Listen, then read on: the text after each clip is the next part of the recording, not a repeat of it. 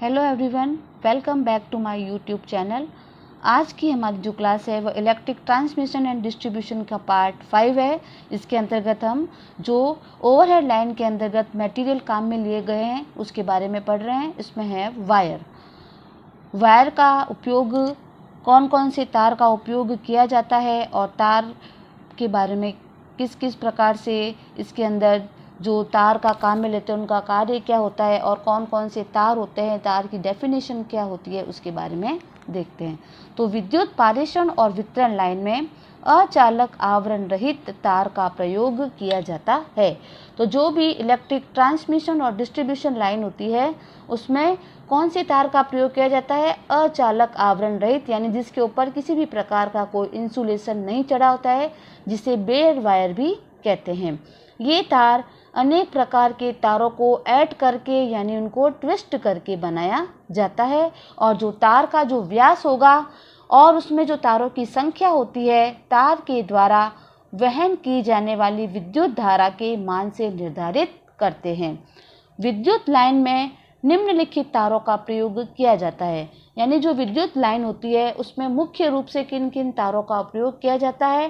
पहला है आपका सिंगल बेयर कॉपर वायर, इसे एक हरा बेयर तांबे की तार है जो हिंदी में कहते हैं।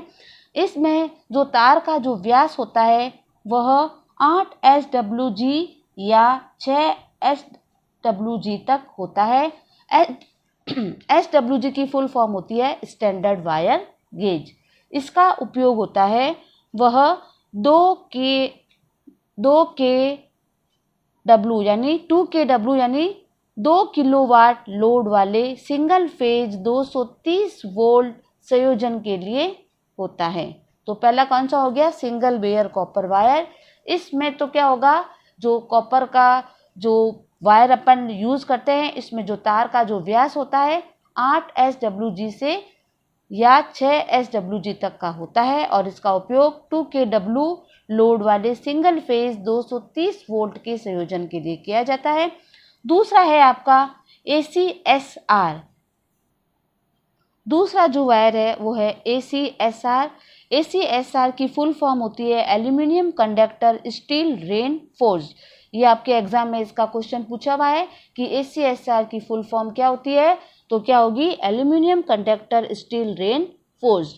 ये क्या होता है कि यह एक स्टील के तार के साथ क्या होता है, कई एल्यूमिनियम के तारों को ऐड करके तैयार किया जाता है। क्या होता है? स्टील के तार के साथ कई एल्यूमिनियम के तार होते हैं, उनको ऐड करके या ट्विस्ट करके बनाया जाता है और एल्यूमिनियम के साथ साथ स्टील का तार लगाने से क्या होता है कि इसकी जो मजबूती होती है वह 10 गुना तक बढ़ जाती है।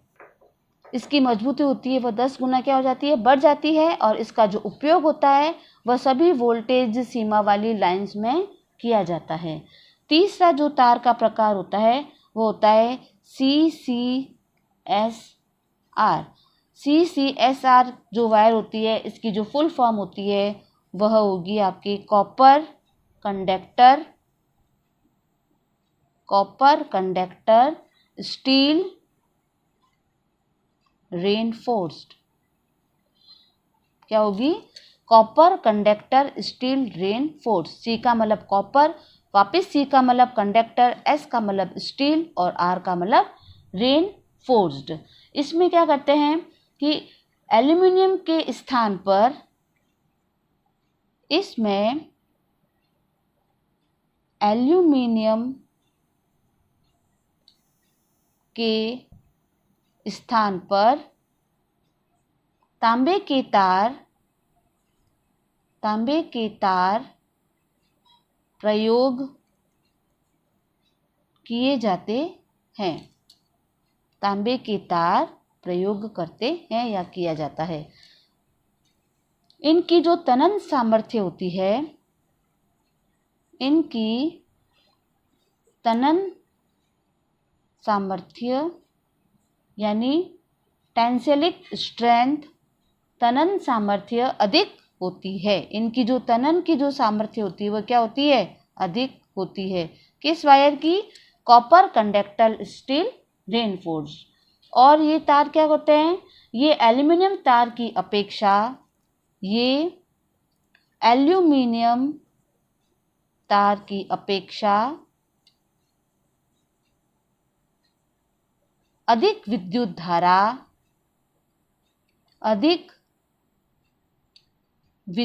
धारा वहन कर सकते हैं और इनमें जो वोल्टेज ड्रॉप होता है वह भी क्या होता है, कम होता है। वापस देख लो, CCSR इसकी full form copper conductor steel reinforce. इसमें एल्यूमिनियम के स्थान पर तांबे की तार का प्रयोग करते हैं, जिससे इसकी जो तनन सामर्थ्य होती है वो क्या हो जाती है, अधिक हो जाती है। और एल्यूमिनियम तार की अपेक्षा इसमें जो विद्युत धारा को वहन करने की क्षमता होती है वह क्या होती है, अधिक होती है। और इसमें वोल्टेज ड्रॉप भी क्या होगा, कम होगा।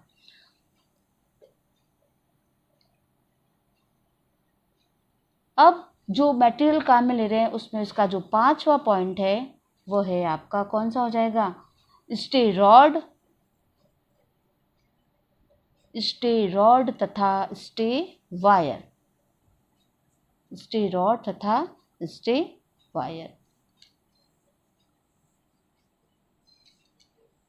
स्टे रॉड और स्टे वायर ये क्या होता है कि किसी भी जो सिरोपरी लाइन होती है, सिरोपरी लाइन मतलब ओवरहेड लाइन, किसी सिरोपरी लाइन के अंतिम खंबे अथवा लाइन के मोड़ वाले खंबे अथवा ऐसे खंबे जिससे लाइन के जो समकोण के ऊपर भी लाइन जोड़ी गई है उसके खिंचाव को संतुलित करने के लिए स्टे रॉड या स्टे वायर को लगाया जाता है।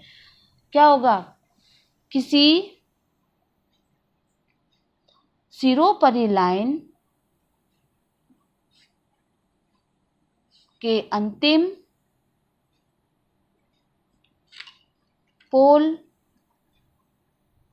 या लाइन के मोड़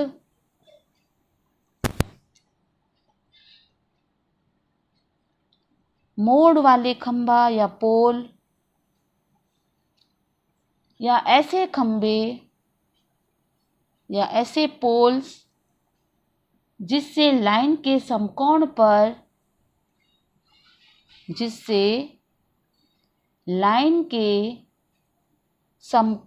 पर लाइन जोड़ी गई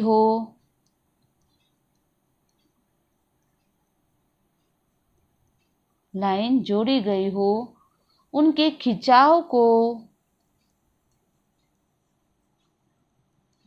खिंचाव को संतुलित करने के लिए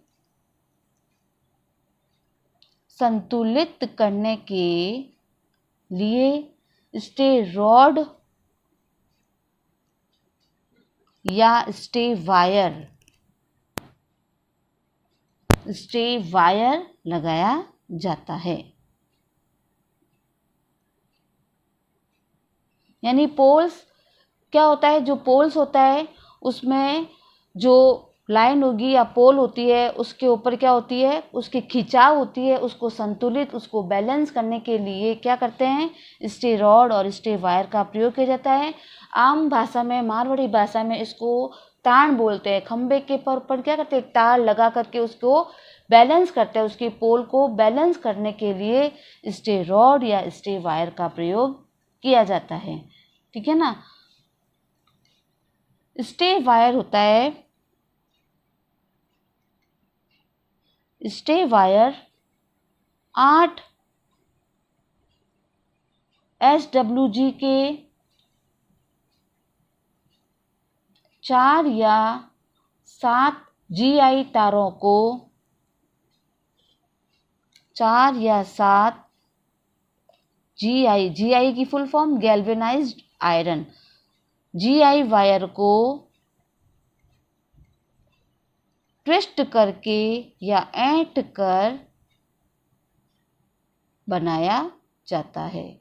यानी पोल्स होती है उसको सपोर्ट करने के लिए, उसके खिंचाव को संतुलित रखने के लिए स्टे रॉड और स्टे वायर का प्रयोग करते हैं। और जो स्टे वायर होता है वो 8 SWG का होता है और उसमें क्या करता है 4 या 7 GI वायर को ऐड करके बनाया जाता है।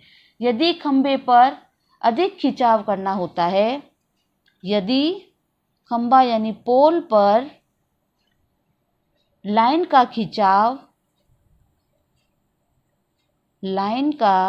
खिंचाव अधिक हो तो स्टे वायर के स्थान पर स्टे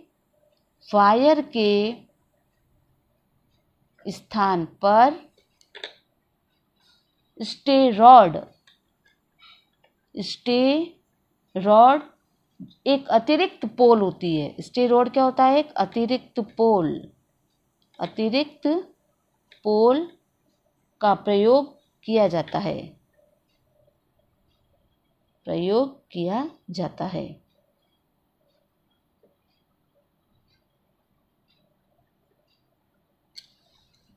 तो ये हो गई आपकी स्टे रॉड और स्टे वायर।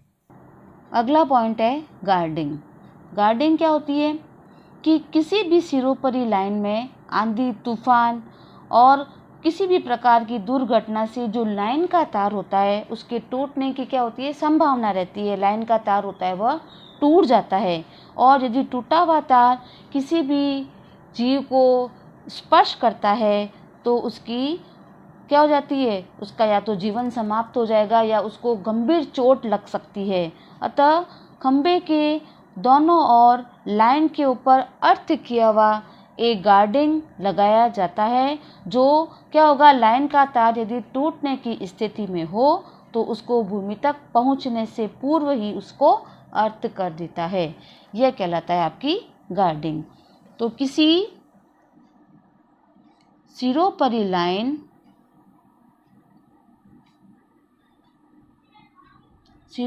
लाइन में आंधी तूफान या दुर्घटना से लाइन का तार टूटने की संभावना रहती है। लाइन का तार क्या होगा? उस टूटने की संभावना रहती है। यदि टूटा हुआ तार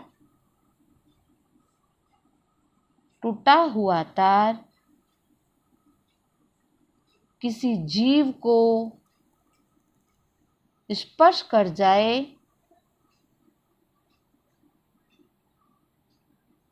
तो उसे गंभीर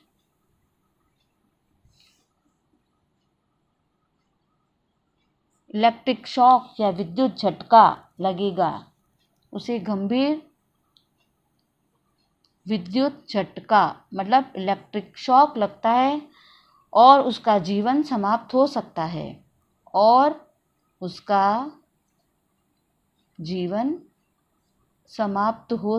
है।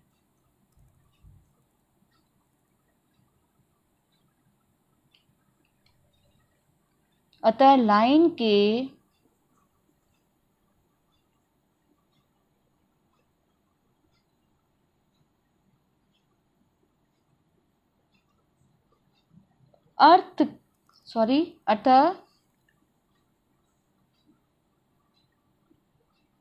खंभे के दोनों ओर लाइन पर अर्थ किया हुआ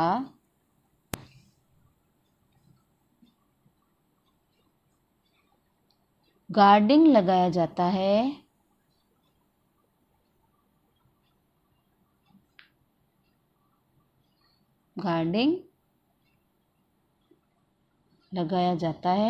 जो लाइन के टूटने की स्थिति में, लाइन के टूटने की स्थिति में उसे भूमि या जमीन तक पहुंचने से पूर्व ही उसे अर्थ कर देता है, अर्थ कर देता है। भारतीय विद्युत का जो नियम है, उस नियम के अनुसार सभी प्रकार की जो सिरोपरी लाइनें होती है उसमें अर्थ किया हुआ गार्डिंग लगाना अति आवश्यक होता है। और जो गार्ड की जो तनन सामर्थ्य होती है वह 635 किलोग्राम से अधिक नहीं होनी चाहिए। इस बात को आपको याद रखना है कि जो गार्ड होती है उसकी तनन सामर्थ्य, गार्ड की जो तनन सामर्थ्य है 635 किलोग्राम से अधिक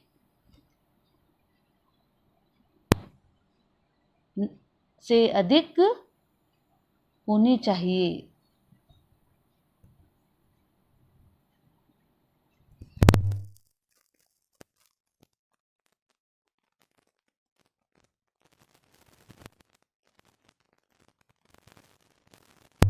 उसके जो आसपास स्थापित करते हैं उसमें गार्डिंग लगाई जाती है। जैसे रेलवे की लाइन होती है, सड़क के ऊपर, टेलीफोन की लाइन, उनके पास जाती हुई लाइनों पर, और विभिन्न प्रकार की जो लाइनें होती है जो विभिन्न वोल्टेज की सीमाओं पर होती है, उसके आसपास जाती हुई लाइनें होती है, उसके ऊपर गार्डिंग को लगाना अति आवश्यक होता है। तो गार्डिंग जैसे कि इसके नाम से पता चल रहा है कि किसी को सुरक्षा पहुंचाने के लिए गार्डिंग का प्रयोग करते हैं। और सुरक्षा पहुंचाते किसके हैं?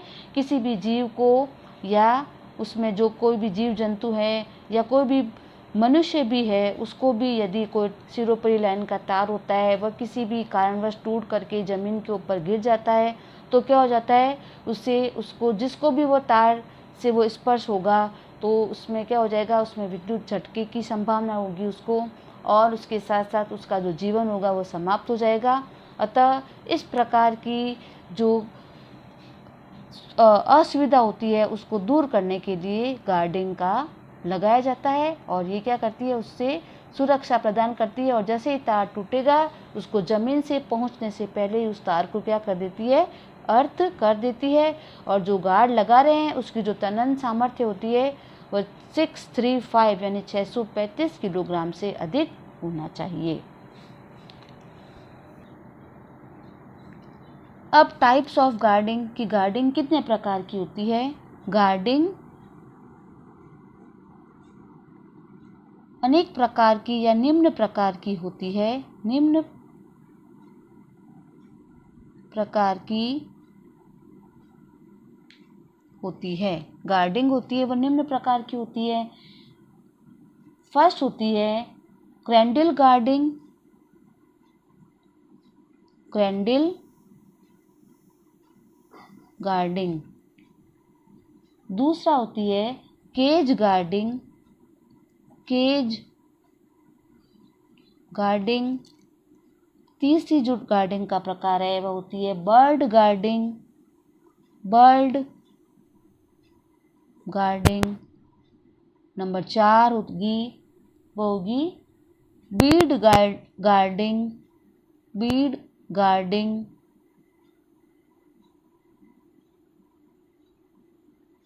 और नंबर 5 है होगी ट्रॉली गार्डिंग, ट्रॉली गार्डिंग। ये गार्डिंग्स के प्रकार होते हैं। एक होती है क्रैंडल गार्डिंग, एक cage guarding, bird guarding, bead guarding और ट्रॉली गार्डिंग।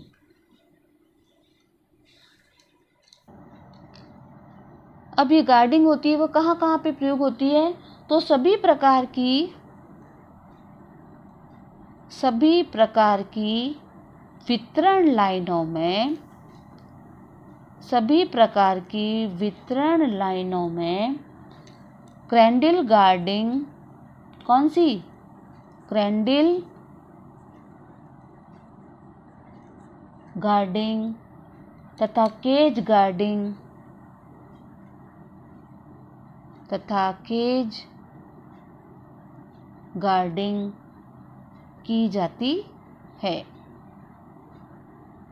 तो सभी प्रकार की जो वितरण लाइनें होती है उसमें कौन सी गार्डिंग की जाती है? क्रैंडल गार्डिंग तथा केज गार्डिंग की जाती है। जो केज गार्डिंग होती है, केज गार्डिंग केवल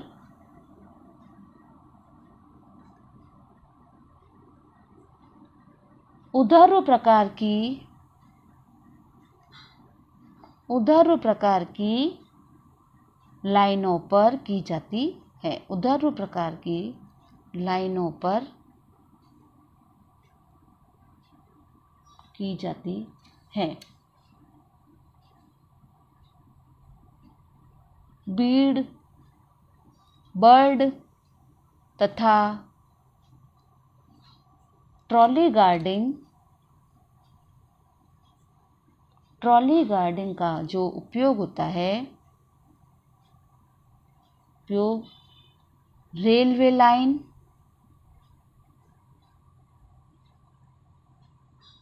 टेलीफोन लाइन,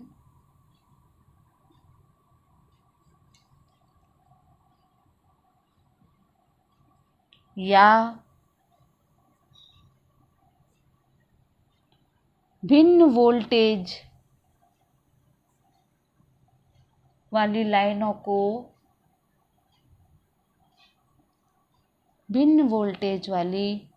को पार करने वाली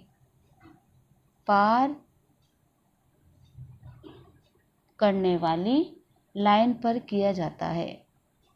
लाइन पर किया जाता है। वापिस बता रही हूँ, जो सभी प्रकार की गार्डिंग होती है, अभी आपको मैंने आपके डिफरेंस बताए थे। डिफरेंस क्या? सभी प्रकार की गार्डिंग होती है, उनके टाइप्स बताए थे। एक होती है candle guarding, cage guarding, bird guarding, bead guarding और ट्रॉली गार्डिंग। सभी प्रकार की जो वितरण लाइनें होती है वहाँ पे कैंडल गार्डिंग और केज गार्डिंग का प्रयोग किया जाता है।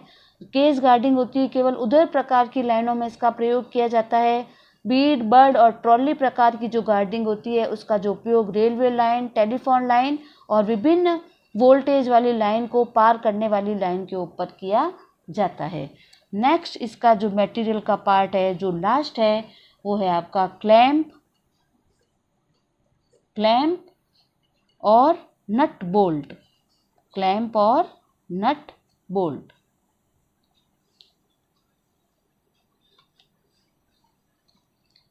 इनका उपयोग कहाँ पे करते हैं? इंसुलेटर को क्रॉस आर्म पर कसने के लिए तथा क्रॉस आर्म को पोल पर कसने के लिए किया जाता है। इनका उपयोग कहाँ पे करते हैं? इंसुलेटर को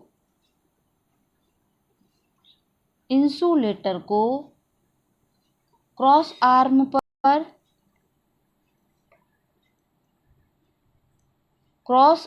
पर तथा क्रॉस आर्म को पोल पर कसने के लिए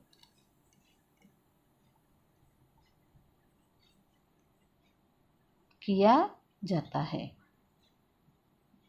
तो ओवरहेड लाइन के अंदर कौन कौन से मटेरियल काम में लेते हैं, उसके भागों को, मतलब जो जो इसमें मटेरियल काम में लेते हैं उसको मैंने आज की क्लास में मैंने अभी आपको बताया है। तो आप इसको देखो और समझना कि कौन कौन से मटेरियल इसमें काम में लेते हैं, ताकि आपको समझ में आ जाए। नेक्स्ट है सिरोपरी लाइन में ढील को बोलते हैं सैग। अगला टॉपिक है हमारा ओवरहेड लाइंस में जो सैग होती है वह क्या होता है। ओवरहेड लाइन में जो सैग होती है, सैग इन ओवरहेड लाइन, उसके बारे में देखते हैं कि सैग यानी ढील क्या होती है। वातावरण में क्या होता है, होने वाले तापमान का जो परिवर्तन होता है उसका जो प्रभाव होता है वह ओवरहेड लाइन के तारों पर भी पड़ता है। तापमान में जब वृद्धि होती है तो क्या होती है, तारों की लंबाई होती है वह बढ़ जाती है, और जब टेम्परेचर कम होता है तो तारों की लंबाई होती है वह क्या हो जाती है, घट जाती है। अतः जो ओवरहेड लाइन होती है उसके जो तार होते हैं में कुछ ढील यानी उसमें सैग रखी जाती है, जिससे कि लाइन का जो प्रभाव होता है वह तापमान के परिवर्तन को सहन कर सकता है। इसे बोलते हैं ओवरहेड लाइन में सैग। वातावरण में होने वाले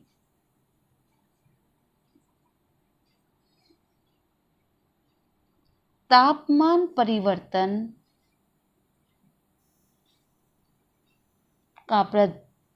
का प्रभाव ओवरहेड लाइन के तारों पर भी पड़ता है।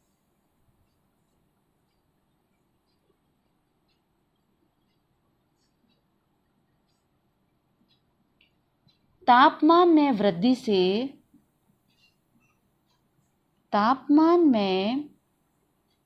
वृद्धि से तारों की लंबाई बढ़ जाती है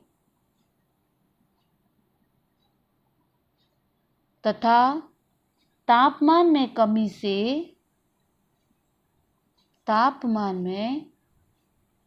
कमी से तारों की लंबाई घट जाती है।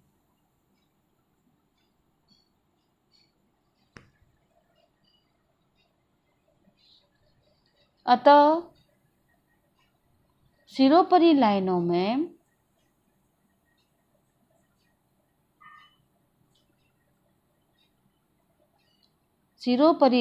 के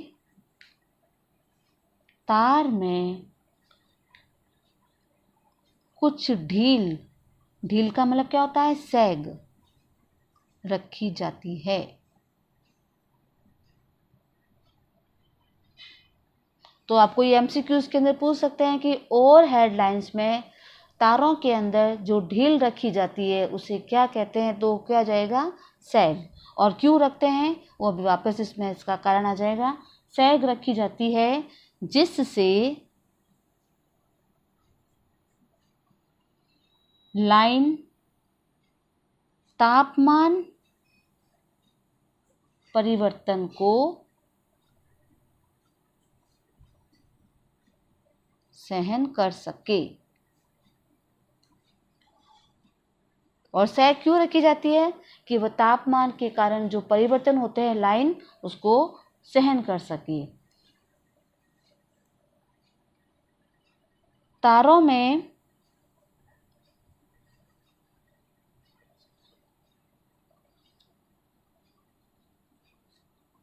इतनी अधिक भी सैग नहीं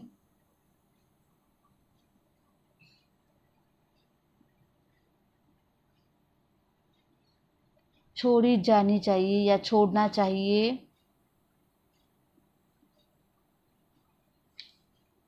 कि आंधी आने पर एक दूसरे को स्पर्श कर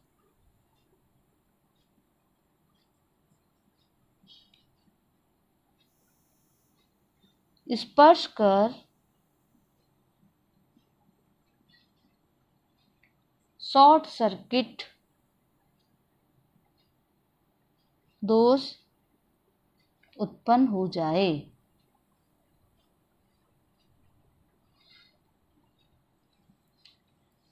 ठीक है ना? तो इतने अधिक भी इसके अंदर सैग को नहीं छोड़ना चाहिए कि यदि उसके अंदर आंधी या तूफान आ जाए तो क्या हो जाता है? तार आपस में एक दूसरे को स्पर्श करके शॉर्ट हो जाए।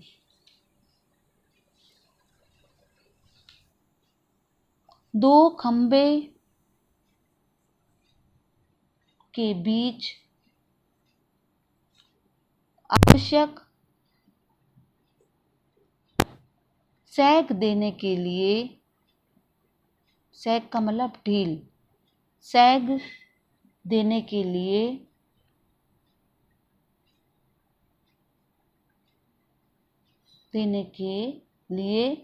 निर्धारित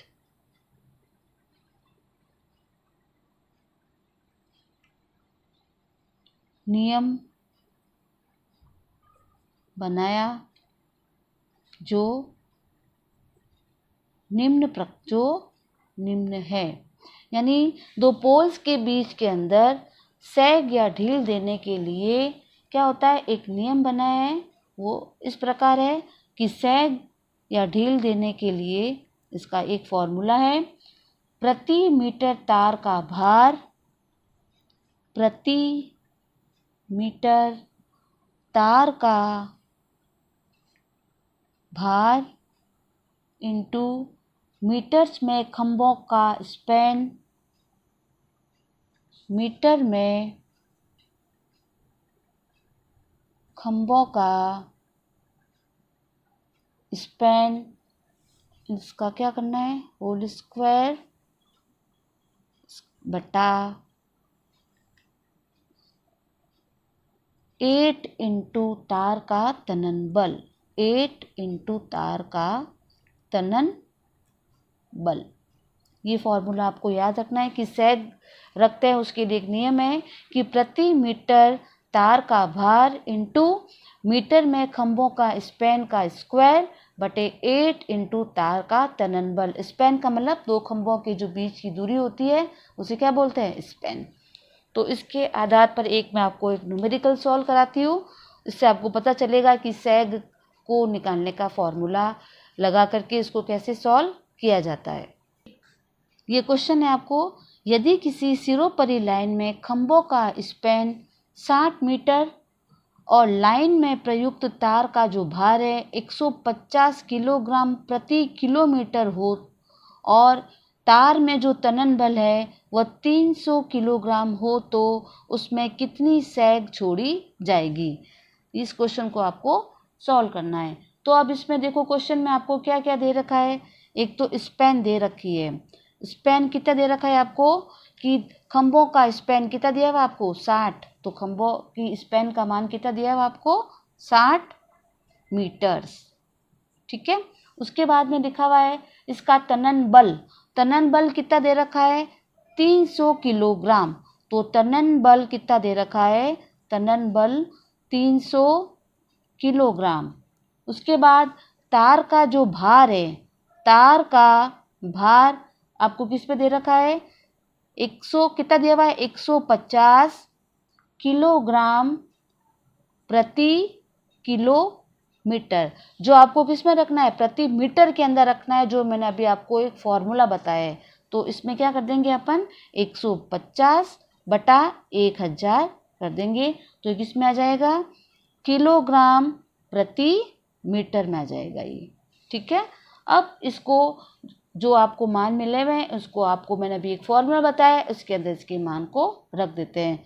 तो सैग या ढील का जो फॉर्मूला होता है वह होगा आपका प्रति मीटर तार का भार, प्रति मीटर तार का भार गुणा मीटर्स